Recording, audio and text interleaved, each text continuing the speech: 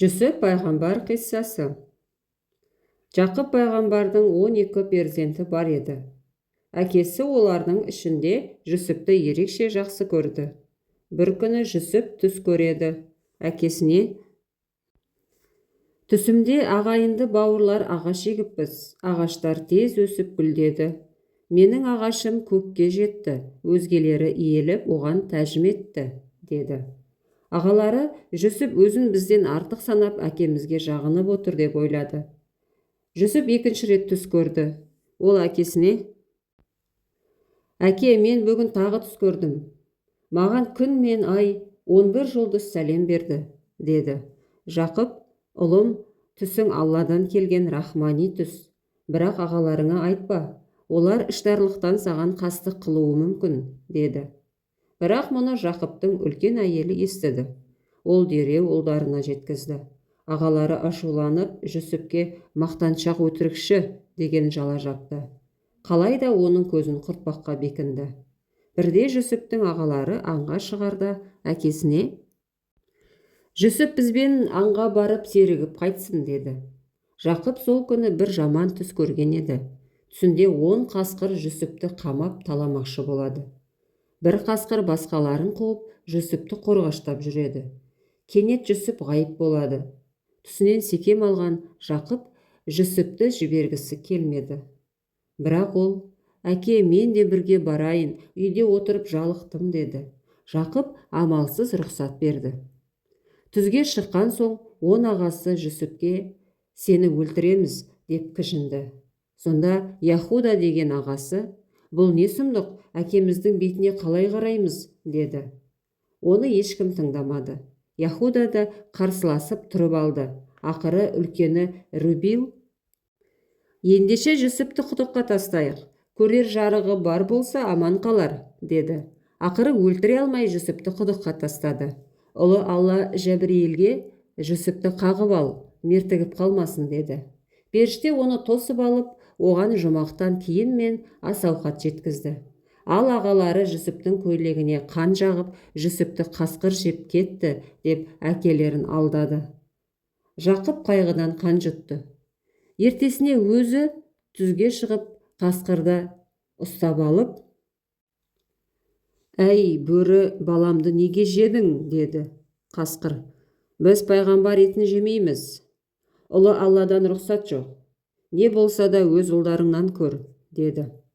Жақып өз қолын өзі кесе алмай, бармағын шайнап үйіне қайтты. Мысырдан Шамға келе жатқан бір керуен құдық басына тоқтайды. Су іздеп құдыққа қауға салғанда, іштен Жүсіп шығады. Керуен басы Жүсіпті құл есебінде керуенге қосып алады. Жүсіп ішінен: әлемде менен асқан сұлу адам жоқ. Сымбатым барда қор болмаспын. Бай адам мені көрген бетте қымбат ақшаға сатып алар. Бірақ менің құныма әлемнің байлығы жетпес, деп астамшылық ойлады. Керуен жүріп отырып бір қалаға келді. Керуен басы Жүсіпті басқа құлдарымен бірге сатуға шығарады. Бірақ ол елдің адамдарының бәрі Жүсіптен асқан сұлу екен. Оған назарын да салмады. Жүсіп олардың жанында ұсқынсыз болып көрінді. Барлық құлдары сатылып, Жүсіп бір өзі өтпей қойды. Бағасы 5 бақыр тиынға да тұрмады. Керуен әлгі қалада 10 күн жатып, келесі бір қалаға жолға шықты. Жол үстінде Жүсіп өзінің астамшылық ойлары үшін Аллаға тәубе қылып, Құдайдан кешірім сұрады. Бірнеше күннен соң керуен Мысыр шаһарына келді. Керуен басы Жүсіпті Мысыр шаһарына сарай қызметшісі етіп 10 бақыр тиынға сатып жіберді. Мысыр патшасының Зылиха есімді әйелі бар еді. Ол Жүсіпті көрген бойда ғашық болады. Ол Жүсіпке: уа, жүрегімнің нұры болған Жүсіп, ізгі сезімімді қабыл ал, деді. Сабырға кел, Зылиха, мен өз патшама опасыздық жасамаймын, деді Жүсіп. Жүсіп көңілдес болуға көнбеген соң Зылиха оған жала жапты. Патша қаһарланып, оны зынданға тастады. Бір күні зынданда онымен бірге жатқан патшаның аспазы мен аяқшысы түс көреді. Аспаз: 3 нан пісіріп жоғары көтердім. Оның бәрін құстар келіп таласа тармаса жеп кетті, деді. Аяқшы, түсімде жүзімді сығып сөлін алып тұр екенмін, деді. Жүсіп: аспаз, сенің ажалың толыпты, дарға тартады. Ал аяқшы саған рақым қылып, қызметіңді қайтарады, деп жорыды. Айтқаны айдай дәл келді. Ертесіне аяқшы азат болды. Жүсіп оған: патшаға менің кінәсіз екенімді жеткіз, деді. Бірақ ол босаған соң Жүсіпті ұмытып кетті. Патша бірде қорқынышты түс көрді. Барлық бақсы балгерлерді жинап: мен бүгін түс көрдім. Түсімде жаман іс көрдім. Бидайдың қураған 7 масағы әлі сүт боп тұрған 7 масақты жеп қойды. Артынша 7 арық сиыр 7 семіз сиырды жалмады.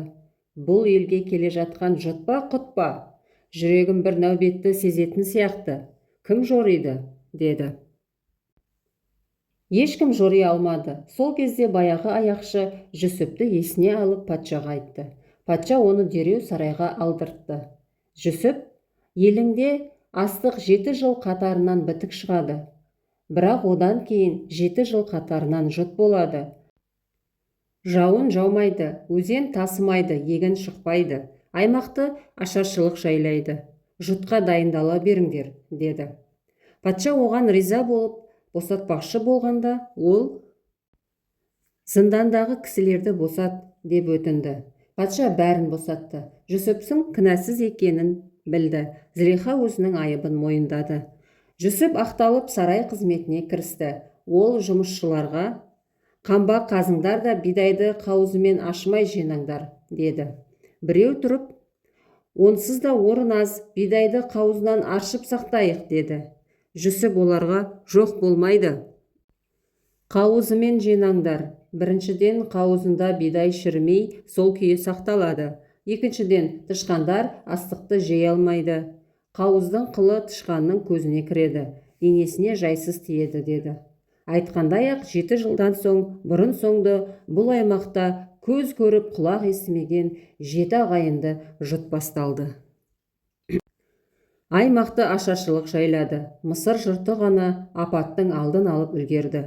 Аштықтан босып кеткен көрші елдің халқы нан сұрап Мысырға ағылды. Жүсіптің туып өскен отаны да жұттан зардап шекті. Бір күні әкесі түсінде Мысыр тағында отырған Жүсіпті көреді.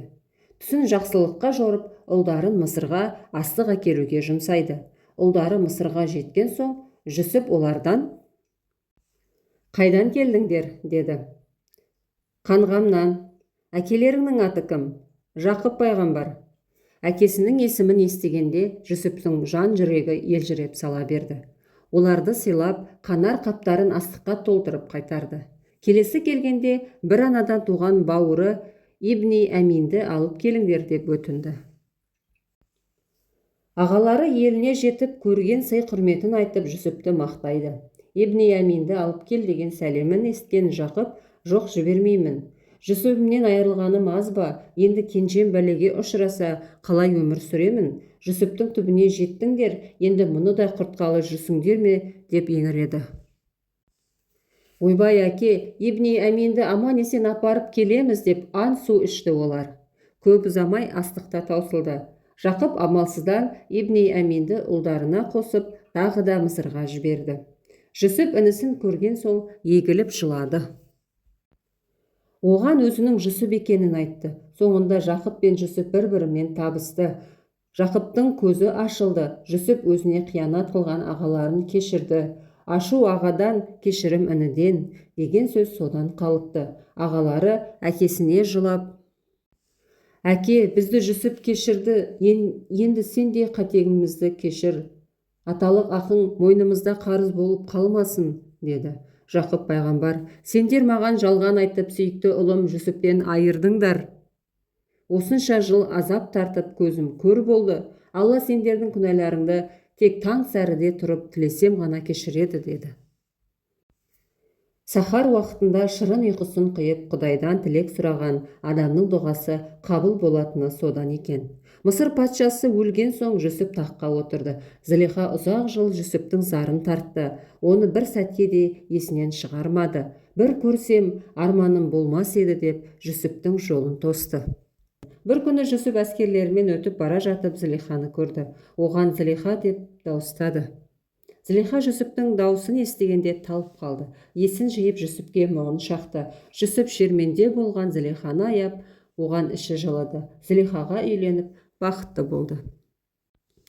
Бір Алладан басқаның бәрінде мін бар еді. Жүсіп те қанша ақылды болғанымен өмірінде бір рет сүрінген екен. Әкесі 10 ағасын ертіп Мысырға келе жатқанда, оларды қарсы алу үшін алдарынан шығады.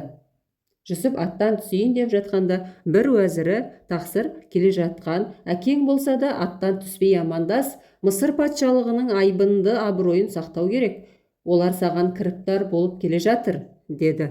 Жүсіп: Алла тағала әкесіне құрмет көрсетпегендерді сүймейді, деді. Алла сенің ниетіңді жүрегіңнен көріп тұр. Кешірімді кең Құдай сендей пайғамбардың кішкене күнәсін кешпегенде кімнің күнәсін кешеді дейсің, дейді уәзірі.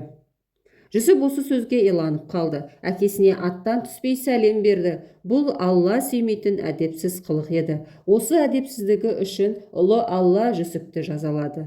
Әдетте Алланың әмірімен пайғамбардың денесі көмілсе де топырақта шірімей саламат сақталатын. Жүсіптің мәйітіне ондай бақыт бұйырмады. Одан кейін Алла тағала Жүсіптің ұрпағынан пайғамбар шығармады.